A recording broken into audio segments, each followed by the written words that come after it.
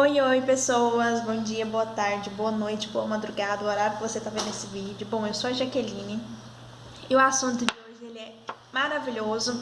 Se você provavelmente me vê na rua, você vai me ver querendo falar sobre esse assunto com você, porque pra mim, de todos os assuntos assim da medicina, é um dos assuntos assim que é perfeito e você vai entender hoje por quê. Bom, nós vamos falar hoje sobre trombos. Exatamente. Então, se você não bebeu sua aguinha hoje, vai lá beber, se hidratar pra gente começar a falar sobre isso. Bora? Bom, primeiro a gente tem que entender o que é um trombo. O que é um trombo, né? Um trombo, ele é um coágulo que se formou ali dentro do seu vaso, ali no seu interior do seu vaso.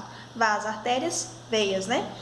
E o que acontece? Quando a gente fala sobre trombos, a gente tem que entender que esse coágulo que se formou dentro do seu vaso, ele pode se soltar e passear ali pelas suas veias, né? Por exemplo, você formou um trombo ali na sua perna, né? Se ele se solta, a partir do momento que ele se solta e vai para longe do local de origem, ele é denominado como um êmbolo, né? Então soltou o trombo, é um êmbolo. Esse êmbolo soltou ali na sua perna. Ele começa a subir ali nas suas veias, vai subindo, né? Sobe, sobe, sobe. Aonde vai parar? Realmente, querido, fudeu. Pensou onde vai parar? Você começa com a circulação ali da sua perna, vai voltar para o coração. Só que o que acontece? Se ele for um êmbolo grande, né, que depende da quantidade aí do tamanho que formou esse êmbolo grande, ele para ali na sua artéria pulmonar, né? Se ele for pequenininho, ele vai ali para as ramas da artéria pulmonar. Isso não é bom. Por quê? Porque vai acontecer uma obstrução, né? A sua circulação, ela tem que vem do coração, vai pro corpo, oxigena, volta pro pulmão, oxigena de novo, né? Volta pro coração, pulmão, oxigena de novo e é redistribuído. Só que no momento que que acontece isso e para no seu pulmão, você pode ter o quê? Um infarto pulmonar. E isso é o que a gente não quer, né? A gente não quer chegar nisso. Mas como é que a gente não chega nisso, não tendo um infarto pulmonar? Não tendo um êmbolo. Como é que a gente chega ao ponto de não ter um êmbolo? Não ter um trombo, né? Tá, então, mas explica direito? Explica, papai. Explica direitinho e agora você vai entender toda essa dinâmica. Bom, o êmbolo, ele pode ter uma origem de ser trombótica, né? Que é essa a partir da formação do coágulo. E ele também pode ter uma origem não trombótica, né? O trombo, o trombo que se solta lá, o êmbolo, ele necessariamente não vai ser só uma formação pelo coágulo, né? Ele pode ter uma origem gaseosa, né? Essa origem gaseosa ele está muito relacionado com a manutenção do catéter. Por quê? Porque passa o ar. E o ar, ele é um elemento não solúvel. Então, ele faz uma bolha e pode gerar obstrução. Realmente, então, e fora esse, um que eu acho assim, adoro falar, é da embolia amniótica, porque ele é no puerpério, depois do parto lá. O que acontece? O líquido amniótico ali, aquele onde estava lá o nenenzinho lá, ele pode cair na corrente sanguínea. Cai na corrente sanguínea, pode formar um êmbolo, né? Bem depois do parto, pensa uma paciente sua formando um êmbolo por questão disso. E também tem a questão da gordurosa. Por quê? Essa da gordurosa, você fratura, né? Você vai lá, sofre um trauma e tem uma fratura lá no seu osso. De que é formado o osso? O que tem lá dentro do seu osso? A gente tem a medula óssea amarela. Aí ela vai se desprender, né? Você fraturou, tá aqui. Você fratura e aí aquele conteúdo... Você fraturou aqui, esse conteúdo dela aqui, ó, cai na circulação. Então, esse conteúdo, que é o lipídio, né? Que ele é insolúvel, né? Tipo, ele é insolúvel na água, no sangue, né? Então, ele pode chegar lá no sangue e formar um êmbolo a partir da gordura. Então, a gente tem todos esses mecanismos para a formação de um êmbolo. E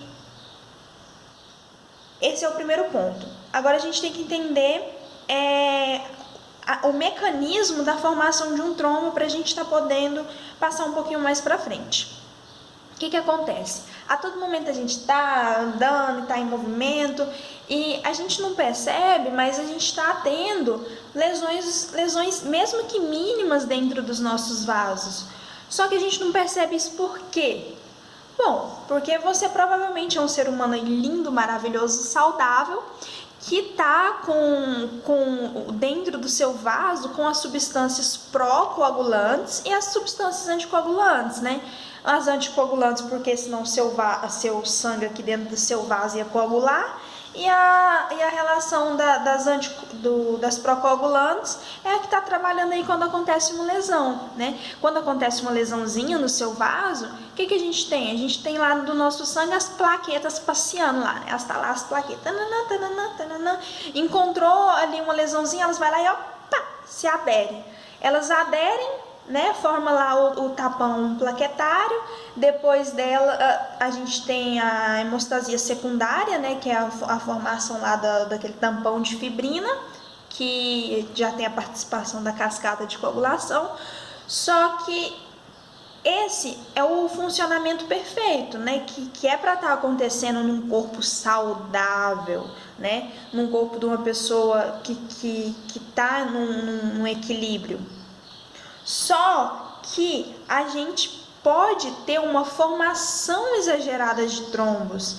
E isso, quando a gente forma, né, tem um estado de hipercoagulabilidade, a gente vai ter a formação de trombos. E a partir disso, você tem a enfermidade trombótica. Então, a gente tem o que é conhecido como tríade de Virchow. Leva isso para a sua vida. Se você sair daqui dessa videoaula e falar para mim assim, já que eu aprendi a tríade de Virchow, meu filho, eu tô feliz. Você vai me encontrar na rua e vai me soletrar ela, eu vou te abraçar, que eu vou ficar feliz demais. Por quê? Essa tríade de Virchow é o seguinte: se você tem alguma alteração nesses três pontos, então você tem uma tendência a formar trombo.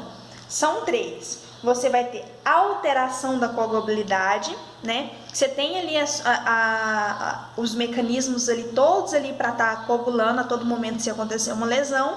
Só que se você tem uma alteração na coagulação de ir para um estado de hipercoagulabilidade, então você vai ter uma predisposição a formar trombo. É o primeiro. Então, a alteração da coagulação. O próximo é a êxtase sanguínea, né? Êxtase, o sangue parou, o sangue está parado ali. Por quê, né? O sangue parado, ele tem uma maior probabilidade de coagular. Se você acontece, então, uma êxtase sanguínea, se você tem uma alteração da coagulação e uma lesão endotelial, por quê?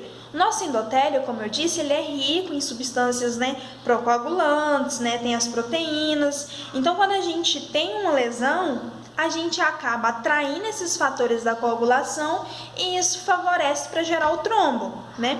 O normal para a gente ter é o que? A gente vai lá, forma lá o tampão plaquetário, forma lá a redinha de fibrina e depois a gente tem um mecanismo de acontecer a lise de tudo aquilo, né? A gente tem o sistema trombolítico que vai funcionar para aquele trombo não ficar ali parado, porque se não está funcionando o sistema trombolítico, meu irmão do céu, tu vai formar um trombo. Tá, então a partir desses três que eu falei, que é a tríade de Virchow, você vai ter uma predisposição a formar trombo. Então a gente tem alteração da coagulação, a gente tem a êxtase sanguínea, a gente tem a lesão endotelial. Aprender esses três eu já tô feliz. Tá, mas você não vai sair daqui aprendendo só isso, né? A gente vai aprender um pouquinho mais porque você é cabeçudo e vai colocar na sua cabeça os fatores de risco. Quais são os fatores de risco para eu formar um trombo? Bom, o primeiro deles é um fator hereditário, né? Que fator hereditário que vai ser, Jaque? O primeiro é uma mutação no fator 5 de Leydig. Você tem vários fatores na sua coagulação. Tem fator 5, fator 6, fator 7, bom. E o fator 5, que é o fator 5 de Leydig, quando você acontece uma mutação nesse fator seu, ele vai ter uma dificuldade em ser desativado por uma determinada proteína, que é a proteína C. Vou falar dela agora. Então, o que acontece? Ele vai ter dificuldade para ser desativado. Para que ele foi ativado, esse fator? Ele foi ativado porque a cascata de coagulação foi ativada. Por que foi ativada a cascata de coagulação? Porque provavelmente você teve uma lesão no seu vaso. Tá, já entendi. Mas aí eu tive a lesão, então eu ativei o fator. E se eu ativei o fator, então ele depois que fecha lá bonitinho, não era para ter mais ele, é isso? Só que o que acontece? Você teve uma mutação, ele vai ter uma dificuldade de ser desativado. Tem uma dificuldade para ser desativado, o que acontece? Você tá em um ambiente ali onde a sua cascata de coagulação vai estar funcionando de forma exagerada. Tá funcionando de forma exagerada? A gente já tá mexendo aqui numa das tríades de Virchow, né? Alteração da coagulabilidade. Certo? Bom, a gente tem também a deficiência da antitrombina 3, que é um fator hereditário. O que é a antitrombina 3? Ela é uma proteína anticoagulante. Então, se eu tinha ali uma proteína que era para estar anticoagulando e eu não tenho, pô, meu filho vai fazer o quê? Vai coagular. Se o negócio é anticoagulante, então vai coagular. Tô com déficit de algo que é anticoagulante, vai coagular. Uma predisposição aí para estar formando mais coágulos. E uma outra é a mutação do gene da protrombina, que são também um dos fatores hereditários, né? A protrombina, ela é produzida em excesso, então vai formar trombo. E fora isso, a gente tem também os fatores adquiridos.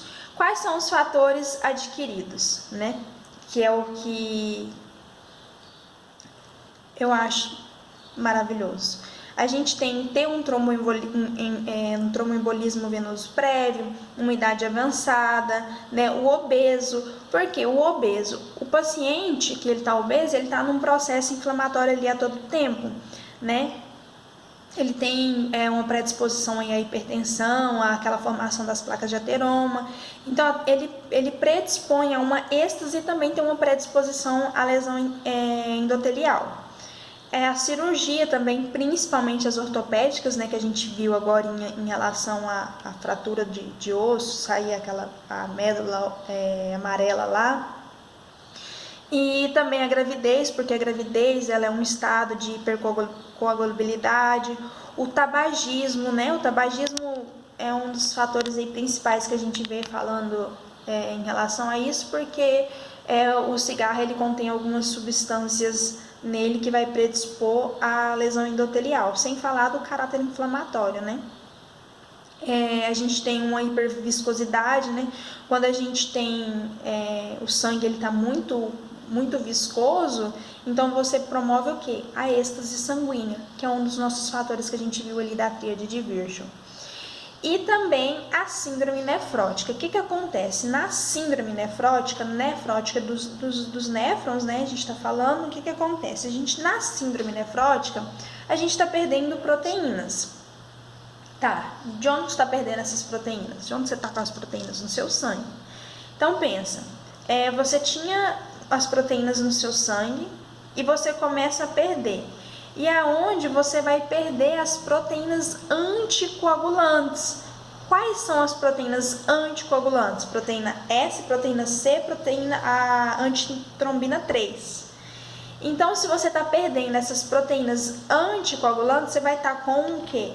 Com uma predisposição a formar trombos. Você lembra lá na historinha que eu falei que o fator de mutação do fator 5 de Leydig, ele era desativado pela proteína C.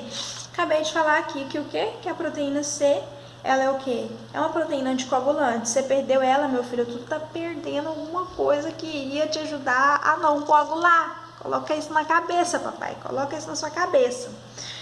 Então, geralmente o trombo, ele que vai evoluir para um tromboembolismo profundo, ele é formado nos membros inferiores, né? Eles ocorrem principalmente nas nossas válvulas, que as nossas veias têm as valvulinhas para ajudar a subir o sangue, né? Porque ali naquelas válvulas é onde geralmente você pode ter uma êxtase sanguínea. Então, o sangue que fica ali paradinho, ele pode evoluir para um trombo. Bom, essa é a primeira parte. Vai lá beber mais água, é importante beber água, que eu já volto, tá? Obrigadinha, deixa seu like.